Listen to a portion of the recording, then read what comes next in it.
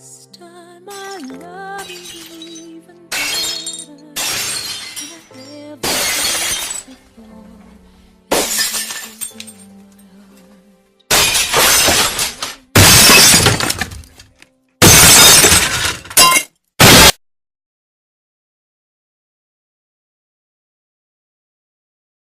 It is all about three-way switch.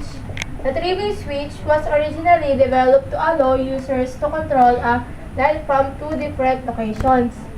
Ang three-way switch ay sadyang ginawa para makontrol ang ilaw sa dalawang magkabilang lokasyon. This requires a special switch.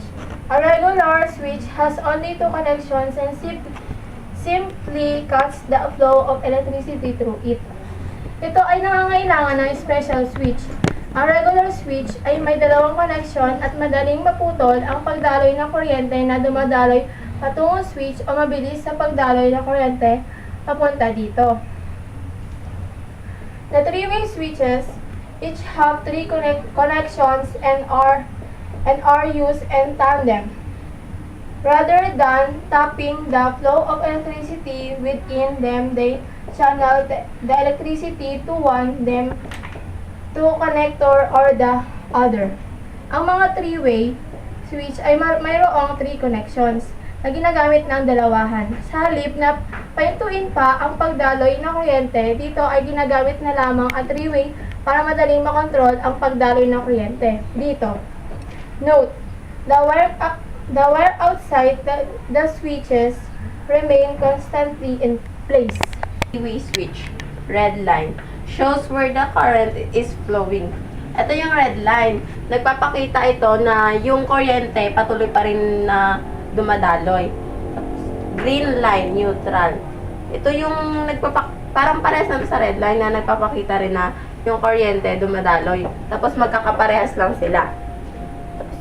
Black line, shows where the current is not flowing but connection exists.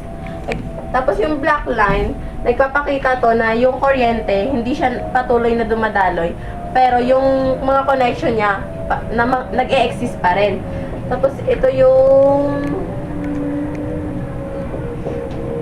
terminal 1. From terminal 1, nag-flip siya papunta sa terminal 0. Tapos, pag flip niya papunta sa terminal 0, simula sa terminal 0, connect to the terminal 3. Then, from the terminal 3, nag-flip siya papunta sa terminal 1, papunta bulb. Tapos, yung line 2 naman, ng,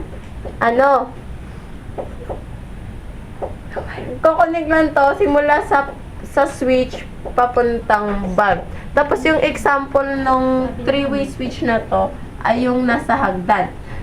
Example, di ba nasa taas ka ng hagdan, tapos gusto mong bumaba pero walang ilaw doon at madilim. Pwede mong i-on yung switch sa taas para umopen yung ilaw. Then pagdating mo sa baba, pwede mo naman siyang i-off para hindi masayang yung kuryente. Tapos kung gusto mo namang matulog na, tapos nakasira na lahat ng ilaw, pero madilim yung dadaanan mo, pwede mo na namang i-open simula dun sa baba yung switch papunta sa taas. Tapos pagdating mo sa taas, pwede mo na namang i-open yung isang switch para mamatay na yung ilaw at diretso ka lang. Good day, Sir Kotamora. Our topic is all about four-way switch or multi-switching. In welding wiring, multi-way switching is the interconnection of two or more electrical switches to control an electrical load from more to be only a single pole, single throw, or SPST switch. Multi-way switch requires the use of switches that have one or more additional contacts and two or more wires must be run between the switches. Ang four-way switch o multi-way switching ay ginagamit para makontrol ang bulb sa dalawa o higit pang lokasyon. Ang four-way switch ay may apat na terminal. Ang multi-way switch o four-way switch ay nangangailangan ng switch na may isa o higit pang pagkokonekta ng wire. Traveler, also called the common system.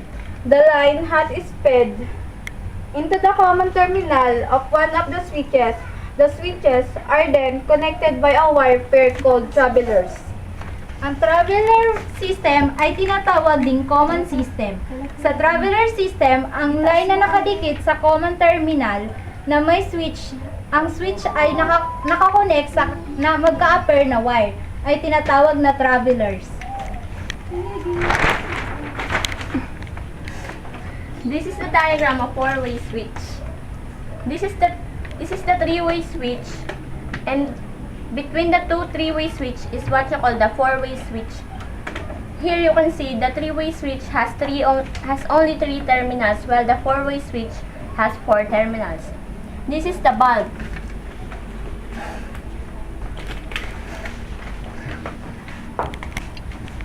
The terminal 0 was connected to the terminal 1 of the three-way switch.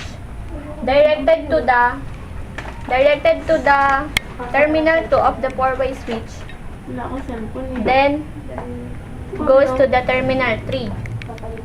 And it also connected to the terminal 1 of three-way switch. This is what you call the hot wire that